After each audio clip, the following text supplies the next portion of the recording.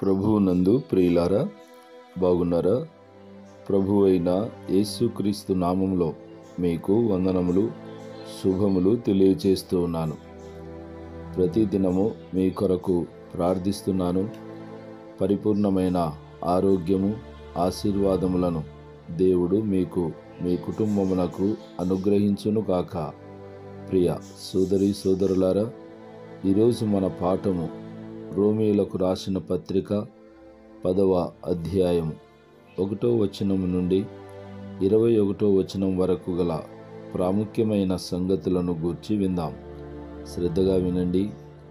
ఈ అధ్యాయంలో అపోస్తలుడైన పౌలు తన స్వజనులైన ఇజ్రాయేలీయులు రక్షణ పొందవలనని ఎంత ఆశ కలిగి ఉన్నాడో, అన్యజనుల రక్షణ కొరకును అంతే ఆసక్తి కనపరిచాడు. ఇజ్రాయేలీయులు రక్షణ పొందవలనని ప్రార్థన చేయుచున్నాడు. వారు దేవుని యందు ఆసక్తి కలిగిన వారని సాక్ష్యమిచ్చుచు వారి ఆసక్తి దైవాజ్ఞానుసారమైనది కాదని విమర్శించుచున్నాడు. ఎందుకనగా వారు దేవుని నీతిని ఎరుగక స్వనీతిని స్థాపింపపూనుకున్నారు. యూదులకు వినుటకు, అంగీకరించుటకు కష్టమైన సత్యములను పౌలు తెలియచేశాడు. రోమా పత్రిక 9 నుండి 11 అధ్యాయములలో పౌలు ఇజ్రాయేలీయులు అనుసరించుచున్న వ్యర్థమైన ఆచారబద్ధ మతమును ఖండించుచున్నాడు. అయినను కోపముతో కాక ప్రేమతో వారి రక్షణ నిమిత్తమే విమర్శించుచున్నాడు. ప్రసంగాలు పాపిపై కోపముతో ఖండించేవిగా ఉండరాదు, ప్రేమతో లాలించి రక్షణ పొందేవిగా ఉండాలి. పౌలు సత్యమును ప్రేమతో ప్రకటించుచున్నాడు. ఇజ్రాయేలీయులు ఆచారములకిచ్చిన ప్రాధాన్యత, ఆసక్తి ఆత్మను గూర్చిన జ్ఞానమునకు ఇవ్వటం లేదు. ధర్మశాస్త్రములోని నియమములను అక్షరానుసారముగా పాటించితే చాలు, దేవుణ్ణి ఎరిగినట్లే అని యూదులు భ్రమించుచున్నారు. దానికి పౌలు జవాబు, విశ్వసించు ప్రతివానికి నీతి కలుగుటకై క్రీస్తు ధర్మశాస్త్రమునకు సమాప్తి అయి ఉన్నాడు. క్రీస్తు ధర్మచట్టములకు అంతమై ఉన్నాడు. ముగింపు ఆయనే. ధర్మశాస్త్ర సంబంధమైన నీతి క్రియల వలన దేవునితో సత్సంబంధం పెట్టుకొనుట సాధ్యపడేది కాదని యేసు ప్రేమ ద్వారా దేవునితో సంబంధము నెలకొల్పాడు. విశ్వాసముతో క్రీస్తు ప్రేమను అంగీకరించి దేవుణ్ణి చేరవచ్చును. ఇక ధర్మశాస్త్ర క్రియలతో నిమిత్తము లేదు.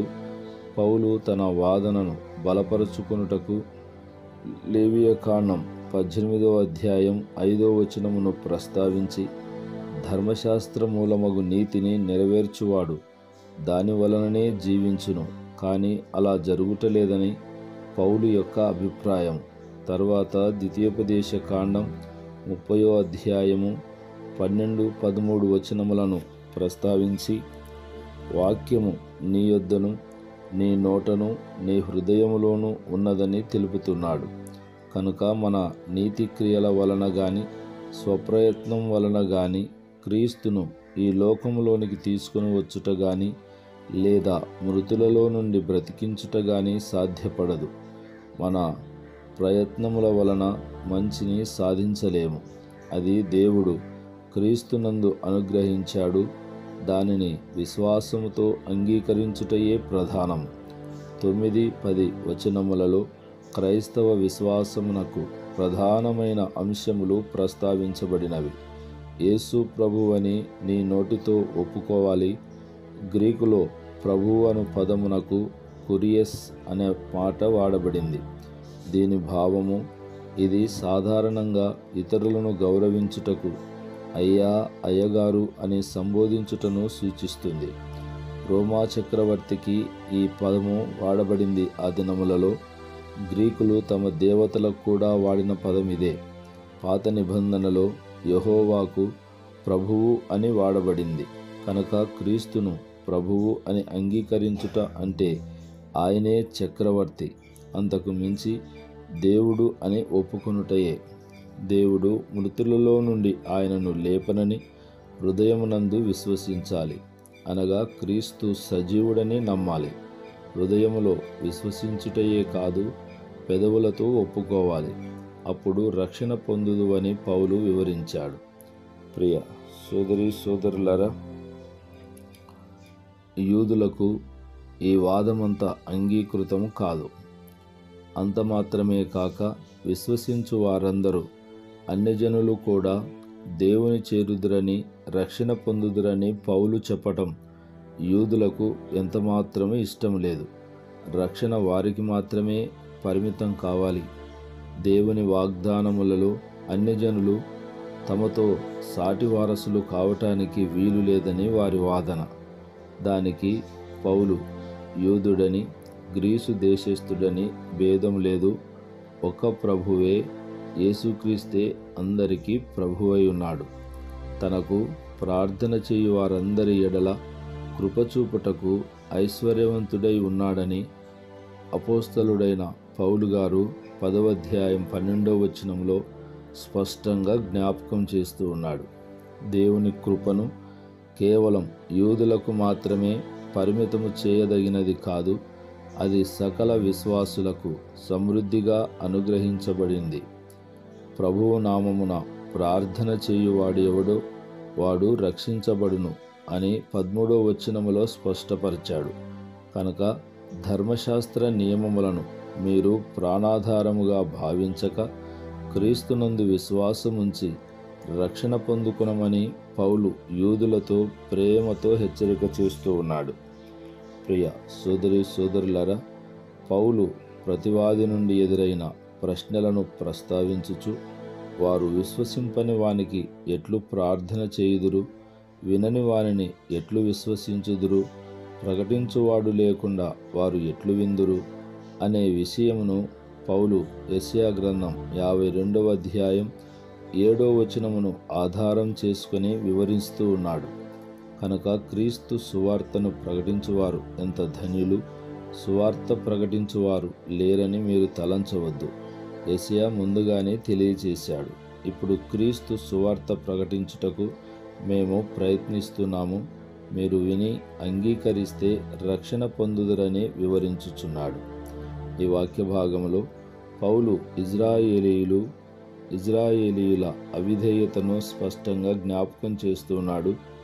దేవుడు వారికి ప్రవక్తలను, సువార్తికులను పంపి బోధిస్తే వారి మాట వినలేదు, తృణీకరించారు. దీనిని గురించే యెషయా 53వ అధ్యాయం 1వ వచనములో, ప్రభువా, మేము తెలియజేసిన సమాచారం ఎవడు నమ్మెను అని వాపోతున్నాడు. ప్రవక్తల సందేశములను ఇజ్రాయేలీలంతగా తిరస్కరించారు. వినుట వలన విశ్వాసము కలుగును, వినుట క్రీస్తును గుర్చిన మాట వలన కలుగును. క్రీస్తు సువార్త ప్రకటించబడుతూ ఉంటే యూదులు వినలేదు. దేవుని కుమారుడైన యేసు ప్రకటించిన సువార్తను వారు నమ్మలేదు. అపోస్తులుల బోధలను తిరస్కరిస్తూ ఉన్నారు. యూదులు ఎంతటి అవిధేయులో తెలియచేశాడు. ప్రవక్తల స్వరము భూలోకమంతటికిని, వారి మాటలు బూదిగంతముల వరకు బయలు వెళ్ళెను అను లేఖనమును ప్రస్తావించి ఇజ్రాయేలీలకు ప్రకటించబడలేదని మీరు వాదించి ప్రయోజనం లేదు. వారికి దేవుని సందేశము ప్రకటించబడింది. ప్రియ సోదరి సోదరులారా, మరికొన్ని సంగతులు రేపటి పాఠంలో విందాం. ప్రార్థన. జీవము గల దేవా, పరిశుద్ధుడా, మీకు స్తోత్రములు. ఈ మాటలు వింటున్న మా ప్రియ బిడ్డలను, వారి కుటుంబములను దీవించి ఆశీర్వదించమని ప్రార్థిస్తున్నాను. అనారోగ్యం చేత బాధపడుచున్న బిడ్డలను ముట్టి స్వస్థపరచండి. తీవ్రమైన సుడిగుండం లాంటి పరిస్థితులను ఎదుర్కొంటున్న బిడ్డలకు విడుదల మీరు దయచేయమని, మీ నామమునకు మహిమ కలిగించుకొనమని యేసు నామములో ప్రార్థించి అడిగి వేడుకొనుచున్నాము తండ్రి. Amen, amen, amen.